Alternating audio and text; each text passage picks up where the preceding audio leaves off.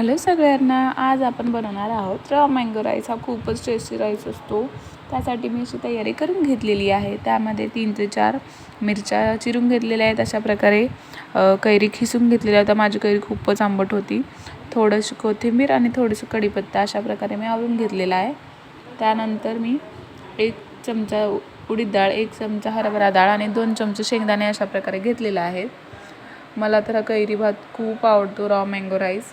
असं तेल गरम झाल्यानंतर यामध्ये शेंगदाणे अशा प्रकारे चांगले तळून घ्यायचे आहेत. ते असे थोडे तडतडल्यानंतर काढून घ्यायचं आहे.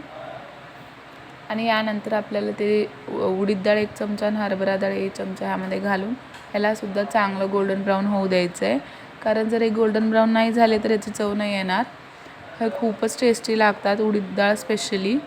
अशा प्रकारे गोल्डन ब्राऊन झाल्यानंतर कैरी एक सोडून बाकी सगळं जे आवरून घेतलेलं होतं, हिरव्या मिरच्या, कढीपत्ता, कोथिंबीर सगळं यामध्ये टाकायचं आहे. कैरी आपल्याला लास्टला टाकायची आहे. हे मोस्ट इम्पॉर्टंट आहे. आणि हे झाल्यानंतर आता आपल्याला थोडंसं अद्रक लसूणचं पेस्ट यामध्ये टाकायचं आहे. अशा प्रकारे अद्रक लसूणचं पेस्ट घातल्यानंतर थोडीशी हळद घालून आपल्याला गॅस बंद करून टाकायचं आहे. कारण हे मिश्रण थंड झाल्यानंतरच आपल्याला यामध्ये कैरी घालायचं आहे. जर गरम गरम असल्यामध्ये तुम्ही कैरी घातलात तर कैरी सगळी अशी गरम गरम तेलात काय म्हणतात त्याला, ओढून घेतली जाईल आणि त्याचा फ्लेवर निघून जाईल. अशा प्रकारे मी भात करून ते मोकळा करून घेतलेला होता. अशा प्रकारे हे मिश्रण थंड झाल्यानंतर आता मी ही कैरी यामध्ये घालत आहे, किसलेली कैरी. माझी कैरी खूपच आंबट होती म्हणून मी जास्त नाही घातलं. तुमची जर कैरी ॲव्हरेज असेल तर तुम्ही अजून थोडं खीस घालू शकता. मी 2च लोकांसाठी बनवत होते म्हणून जास्त नाही घातला. अशा प्रकारे हे भात घालून चांगले एकजीव करून घ्यायचं आहे त्याला.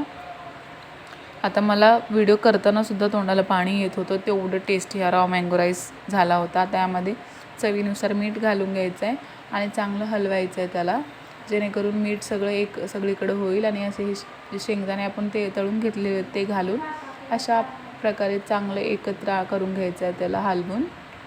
आणि झालं, बस आपलं मँगो राईस तयार. तुम्हीही करा आणि मला सांगा कसं वाटलं हा रॉ मँगो राईस, आणि कमेंट जरूर करा. खूपच डिलिशियस रॉ मँगो राईस बनला होता. Thank you for watching.